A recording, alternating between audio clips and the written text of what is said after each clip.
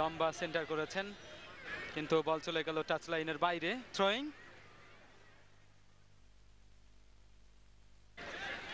যে কথা বলছিলাম শাকুর ভাই, আসলে বাংলাদেশ ফুটবল আস্তে আস্তে এগিয়ে যাচ্ছে, বাংলাদেশ ক্রিকেট এগিয়ে যাচ্ছে, আমরা আশাবাদী বাংলাদেশ হকি এবং সমস্ত খেলাই কিন্তু এগিয়ে যাচ্ছে। যে কথা যখন বলছিলাম, আক্রমণে উত্তর পানগাঁও ইতিমধ্যে তারা একটি গোল করে এই ম্যাচের ফলাফল 1-0 পরিণত করেছে, অর্থাৎ 1-0 গোলে তারা এগিয়ে আছে। কেরানীগঞ্জের এই দলটি খেলার প্রথম থেকেই কিন্তু আধিপত্য বিস্তার করে ছিল এখনো পর্যন্ত। ইমামুল হক অনেক ডান পায়ে লম্বা করে তিনি কর্নার কিকটি নিলেন। এ যাত্রা আবারও কর্নারের বিনিময়ে রক্ষা, আবারও কিক নেবেন ইমামুল হক অনিক। 7 নম্বর জার্সি পরে খেলছেন তিনি কেরানীগঞ্জের এই দলটির হয়ে, উত্তর পানগাঁও। যাই হোক, এবারে কিন্তু আবারও বিপদের সম্ভাবনা। গোলরক্ষক ওই আল আমিন সজীব প্রথম থেকেই তিনি কিন্তু ভালো রক্ষকের ভূমিকায় আছেন, অনেকগুলো আক্রমণকে তিনি কিন্তু প্রতিহত করেছেন।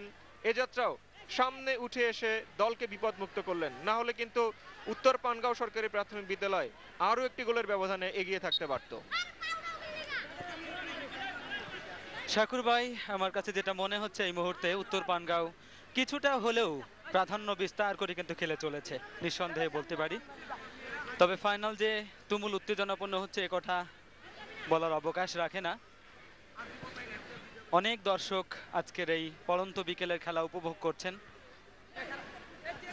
খেলার এখনো পর্যন্ত যে ফলাফল, উত্তর পানগাঁও সরকারি প্রাথমিক বিদ্যালয় 1, আইডিয়াল মডেল সরকারি প্রাথমিক বিদ্যালয় রমনা ঢাকা 0। খেলার এই যখন অবস্থা, আমার প্রান্তে ধারাভাষ্য পরিবর্তন হচ্ছে।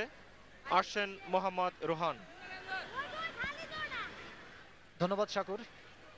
একটি চমৎকার খেলা আমরা উপভোগ করছি, এবং যারা বাসায় বসে খেলা দেখছেন এটিএন বাংলার সাহায্যে, এটিএন বাংলার মাধ্যমে, তারাও নিঃসন্দেহে আজকের এই খেলাটি বেশ চমৎকারভাবে উপভোগ করছেন। কেননা উভয় দল যে মাপের খেলা তারা উপহার দিচ্ছে, আমার মনে হয় যে অভিজ্ঞ, তারা অনেক অভিজ্ঞ। এই ধরনের মনে হচ্ছে তাদের খেলা দেখে যে তারা বেশ খানিক অভিজ্ঞতা সঞ্চার করে আজকের এই খেলায় প্রতিদ্বন্দ্বিতা লিপ্ত হয়েছে। বলতে বলতে আরেকটা আক্রমণ, চমৎকার একটি আক্রমণ ওই পানগাঁও সরকারি প্রাথমিক বিদ্যালয়ের অনুকূলে, একেবারে বাঁ প্রান্ত দিয়ে সরাসরি গোলপোস্টে আঘাত আনেন।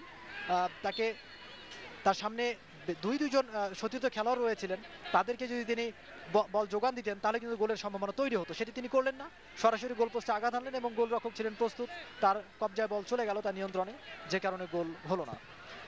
1-0 গোলের ব্যবধানে এগিয়ে এখন পর্যন্ত এই পানগাঁও সরকারি প্রাথমিক বিদ্যালয়। কেরানীগঞ্জের এই বিদ্যালয়টি প্রথমার্ধে একটি গোল করে এখন পর্যন্ত 1-0 গোলে অগ্রগামী। রোহন ভাই, একটা জিনিস কিন্তু লক্ষণীয়, খুব যথেষ্ট ভালো পাসিং ফুটবল কিন্তু আমরা দেখতে পাচ্ছি এই মুহূর্তে, এবং যথেষ্ট প্রাণবন্ত ফুটবল কিন্তু উভয় দলই উপহার দিচ্ছে। নিঃসন্দেহে রবিউল, উভয় দল ছোট ছোট পাসের মধ্য দিয়ে আজকের এই খেলাটিতে অংশগ্রহণ করেছে। তার আরেকটি আক্রমণ, পানগাঁও অনুকূলে ঢুকে পড়েছেন প্রতিপক্ষের একেবারে গোল এরিয়ার ভেতরে।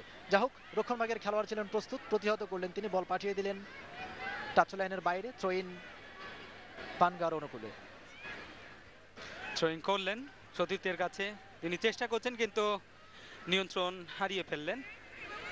তবে আবারও কিন্তু পানগাঁও সরকারি প্রাথমিক বিদ্যালয়ের একজন খেলোয়াড়ের পায়ে, এবং তিনি তার সতীর্থদের বাড়িয়েছেন। বল দখলের লড়াই এবং চমৎকার ড্রিবলিং এর মাধ্যমে এগিয়ে যখন যাচ্ছিলেন, ঠিক সেই মুহূর্তে রেফরির বাঁশি। থ্রোয়িং। আইডিয়াল মডেল কলেজ রমনার এই বিদ্যালয়টি, তাদের অনুকূলে থ্রোইং ছিল, পুনরায় থ্রো লাভ করলো সেখানে ওই পানগাঁও সরকারি প্রাথমিক বিদ্যালয়। লম্বা করে থ্রো একেবারে প্রতিপক্ষের গোল এরিয়ার ভেতরে, খানিকটা অবৈধভাবে খেলার চেষ্টা, খানিকটা বিধি ভঙ্গ করে বেশ খানিকটা পা উপরে তুলে খেলবার চেষ্টা, যে কারণে রেফারির চোখে এটি অবৈধভাবে পরিগণিত হলো এবং তিনি ফ্রি কিকের নির্দেশ দিলেন।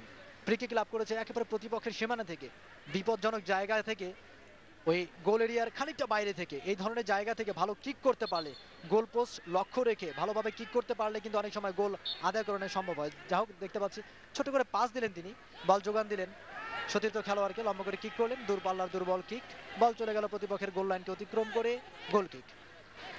রোহন ভাই, একটা জিনিস কিন্তু এই মুহূর্তে আমার মনে পড়ছে, যখনই বাংলা ধারাভাষ্যের কথা আসে তখন আমার প্রথমেই মনে পড়ে আব্দুল হামিদ স্যারের কথা, এবং তিনি মাস দুয়েক আগে মৃত্যুবরণ করেছেন। তার বিদেহী আত্মার মাগফিরাত আমরা কামনা করি, যাকে আমি মনে করি একজন মুক্তি সংগ্রামী ছিলেন, অবশ্যই মুক্তি সংগ্রামী ছিলেন। বাংলা ভাষার জন্য তিনি অনেক বড় অবদান রেখেছেন। নিঃসন্দেহে রবিউল। থ্রোইন পানগাঁও সরকারি প্রাথমিক বিদ্যালয়ের অনুকূলে। শেষ বিকেলে দুটি দল, কেরানীগঞ্জের একটি দল এবং রমনার একটি দল, রমনা থানার একটি দল প্রতিপক্ষের মোকাবেলা লিপ্ত হয়েছে। 1-0 গোলে অগ্রগামী এখন পর্যন্ত পানগাঁও সরকারি প্রাথমিক বিদ্যালয়। খেলার একেবারে ওই প্রথমার্ধে 8 নম্বর জার্সিধারী খেলোয়াড় শাকিলের একটি গোলের উপরে ভর করে তারা এখন পর্যন্ত 1-0 গোলে অগ্রগামী। কর্নার কিক লাভ করেছে পানগাঁও, আলতো করে কিক প্রতিহত করেছেন গোলরক্ষক। পুনরায় দূরপাল্লার কিক, গোলরক্ষক নিজে নিয়ন্ত্রণে নিয়ে ছুড়ে দিয়েছেন।